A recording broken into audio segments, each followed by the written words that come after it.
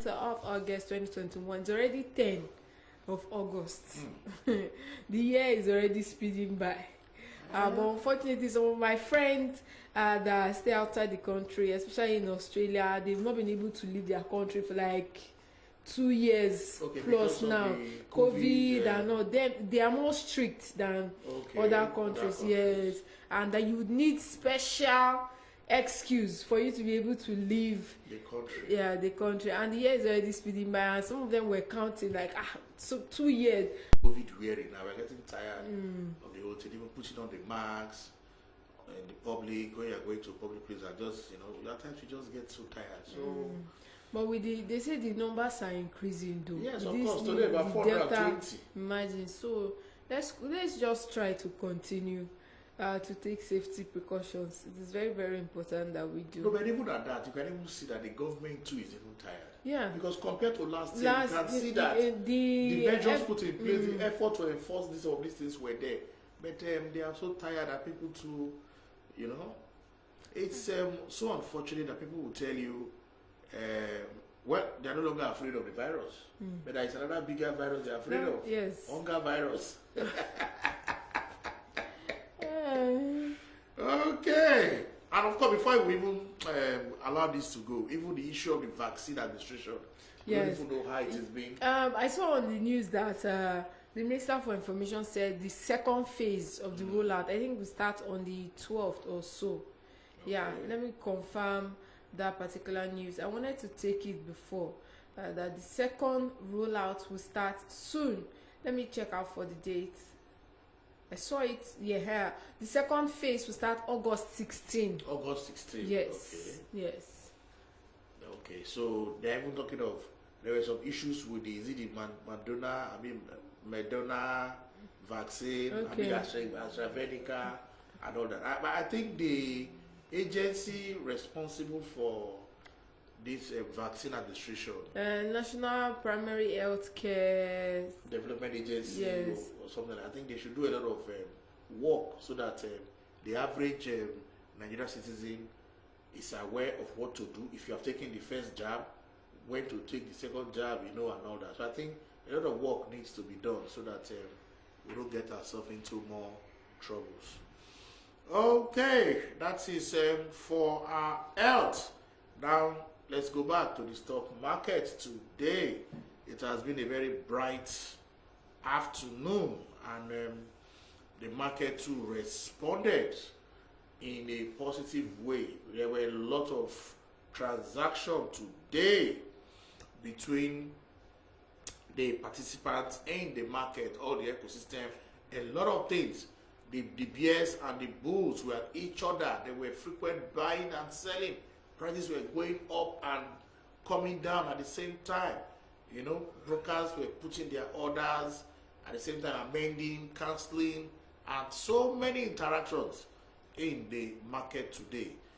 And at the end, the bulls took control of the markets. So the ASI today closed in the positive territory, adding 1.58% to close at 39,176.62 basis point. At the close of business today, total volume and exchange hands was 224.6 million units of shares, valued at about 2.61 billion naira in over 4,000 deals. So we can see today that the volume and value of shares went up, and that's why we're also seeing the positive direction in the market. Moving on straight to the sectoral performances, NGX 30, which we always explain, is the index that measures the performances of the 30 most capitalized and liquid equity on the exchange, gained 0.46%. The insurance sector closed in the negative territory, losing 0.18%. The banking sector also lost, losing 0.02%. So in the red, losing 0.06%.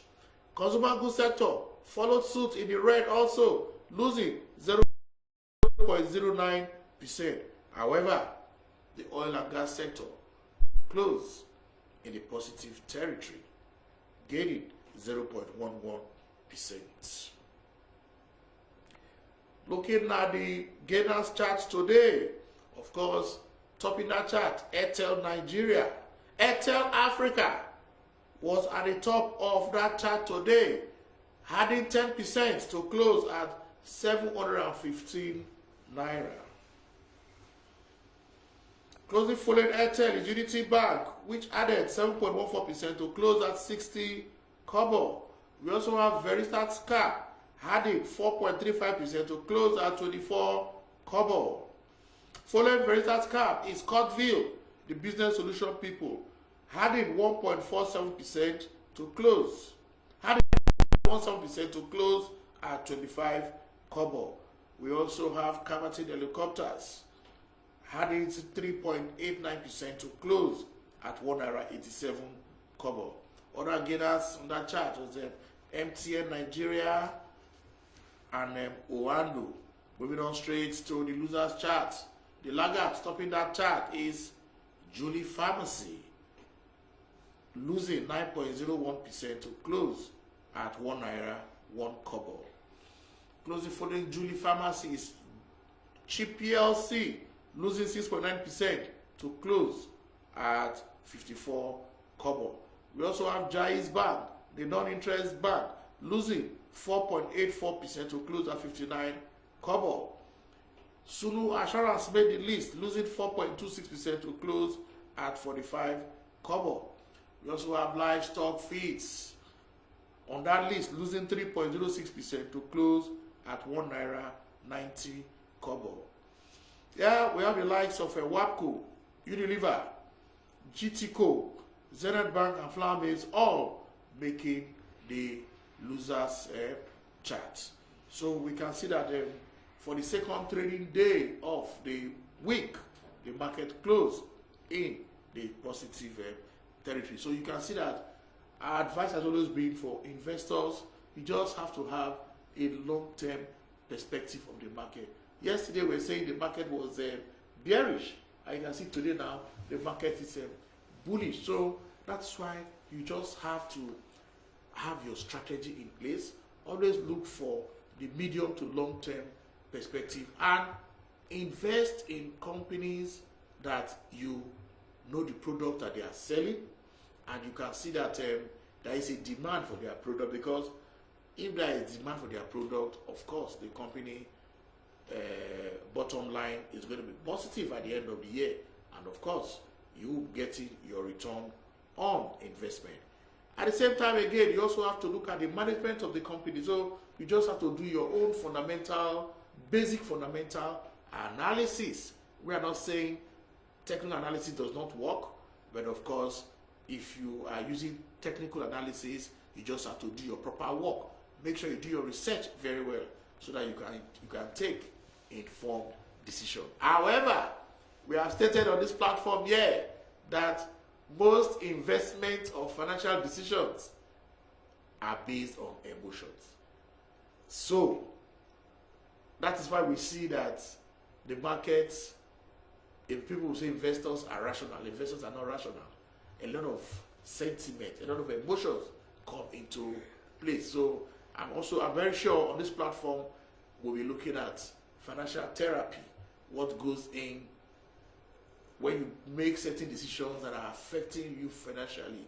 What are the things you can do to see a financial therapist, and they can uncover that underlying mental issue that is affecting your wrong for your decision making. No, but it's also humans.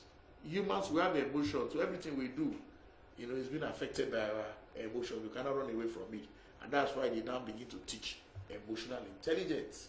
It does not mean you don't have emotion. The emotion is there. You're able to control the emotion, and take informed decision. So even in financial issues, it's also very easy to talk about romance in your marriage, sex in your marriage. And when it comes to talking about the finance, it becomes a problem. At that point, you need to see a financial therapist. Okay, we'll move on straight. Maybe I think we should go for a quick break, and we'll be back.